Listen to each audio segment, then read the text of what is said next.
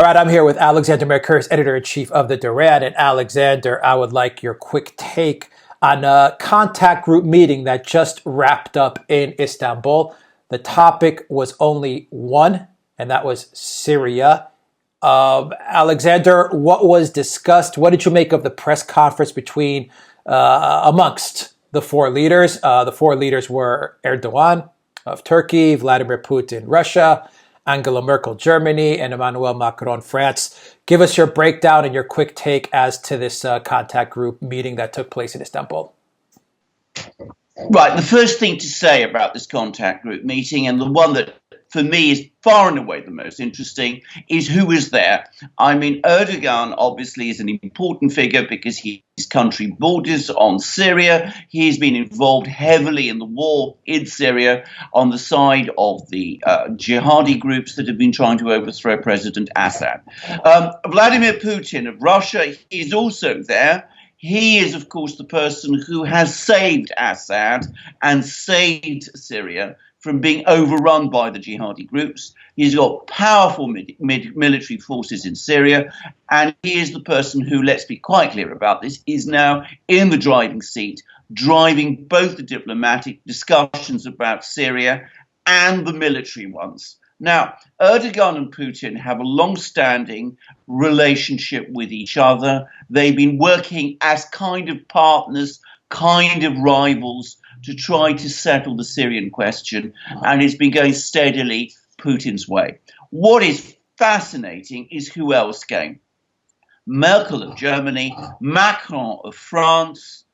These two Western countries, their leaders come along to a meeting in Istanbul, hosted by Erdogan, without the US and without the EU, and without NATO being present.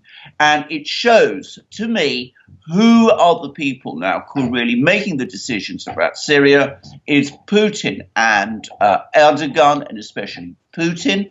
And Merkel and Macron have to come, because to speak to Putin and Erdogan, because they have an interest. Germany has an interest in Syria. France has an interest in Syria because of the refugee crisis, but it is to these leaders that they must speak in order to resolve the issues. Now, as to the press conference itself, the only person who said anything that I thought was at all interesting was Putin. It's absolutely clear to me that his agenda is quite clearly that Idlib, this province in northwest Syria, which is holding out still against the Syrian government, must eventually be brought back under Syrian government control. He made it quite clear that the deal he did with Erdogan a few weeks ago, which brought about a ceasefire, is only a temporary one. And in fact, there are reports coming in of a Syrian army offensive in the southern part of Idlib province, because some of the jihadi groups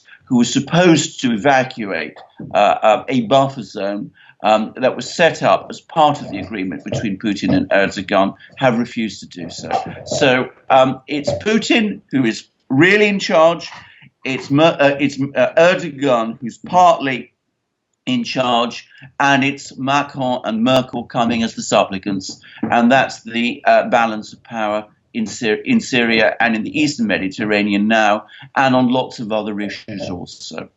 Would it be fair to say that Merkel and Macron really don't care that much about what's happening in Syria with regards to the internal strife of Syria, and they were really present at the meeting to kind of cover their butts for the migrant issue and the migrant policy? You know, they were more interested in trying to get answers for the migrant issue, because Merkel, as we know, is really, up against the wall with the migrant issue. That is exactly right. Let us be very clear about this. I mean, Merkel and Macron said lots of ritualistic cliches about Syria, about the need for constitutional change in Syria. They made all kinds of comments about President Assad, of the kind we've heard many times, about, what a bad man he is and how terrible he is. At the end of the day, they don't care at all about this. Macron is already on record as saying that, Assad is the reality in Syria now. What they really care about is what is for them, but especially for Merkel, an existential issue, which is the refugee flow, the migrant flow out of Syria, out of the Middle East to Europe, which has triggered a political crisis in Europe, which has undermined so severely Merkel's position. And of course, it is particularly important for her now with very difficult elections in the state, I think, of Hessen coming up in about a week from now. So that is what Merkel's priority is, it's what Macron's priority is, and that's why they are in Istanbul having the law laid down to them by Putin and Erdogan now. And very quickly, Alexander, how much weight do you place on Erdogan's comments in the press conference where they did diverge from Putin's? Erdogan once again, spat out the standard Assad must go line, Assad is evil line. He barrel bombs his people. I mean, he pretty much threw out all the talking points that we've been hearing for the past 6-7 years. And he was basically covering for a lot of the Al-Qaeda, ISIS jihadists that are in Idlib, calling them, freedom fighters and moderate rebels and ordinary citizens. Obviously, we know a lot of all this stuff not to be true over the years of our reporting, but how much credence do you lay to Erdogan's rhetoric as opposed to what he discussed with Putin, maybe behind closed doors?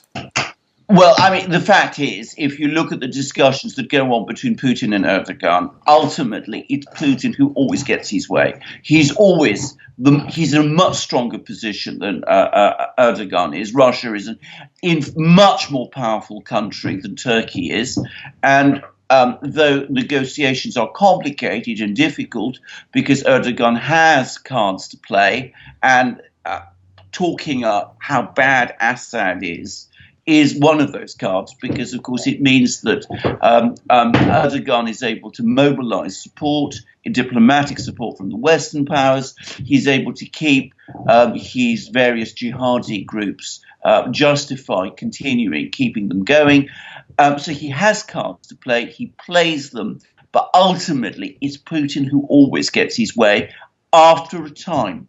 However, what it also shows is how difficult it is for Putin, because in a sense, Putin does need Erdogan's cooperation in order to stabilize Syria, because it is through Turkey that most of these jihadi terrorists go, and it is through Turkey that they get their supplies.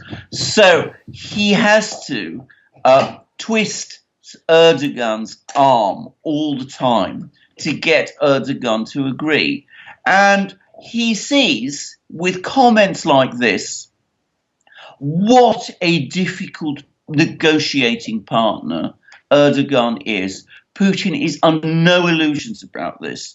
And if you look at the history of Putin's diplomatic contacts over the last 2 years, the amount of time and energy he's had to spend negotiating with Erdogan is extraordinary. And it shows how difficult negotiating with Erdogan is. It shows how skillfully, in some ways, Erdogan himself negotiates, and how much time Putin has had to devote to those negotiations. All right, Alexander Mercouris, thank you for your quick take on the Syria contact group that took place between Merkel, Macron, Erdogan, and Putin. And I believe I hear, I don't know if it's Mishkin that's fumbling around in the background, your dog over there, but They're both. All right, they're both fumbling around back there. And on that note, we will end it right here. All right, Alexander Mercouris, editor-in-chief of the Duran. Guys, buy a t-shirt from the Duran shop. It really helps us out. In the description box, you will find links to our PayPal and Patreon page. Please donate to help us create videos like this. Alexander Mercouris, thank you for your quick take.